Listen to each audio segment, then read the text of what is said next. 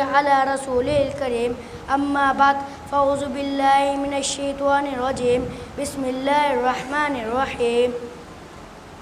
آج کا جو میرا موضوع ہے وہ ہے اذان کے بعد دعا پڑھنے پر مغفرت۔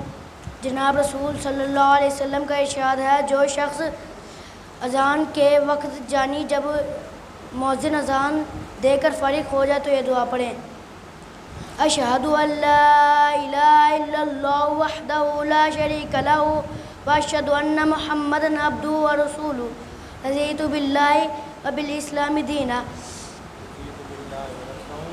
رضیت باللہ ربا وبالاسلام دینا وبمحمد صلی اللہ علیہ وسلم رسولا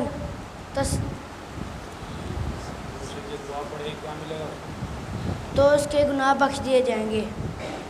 آمین۔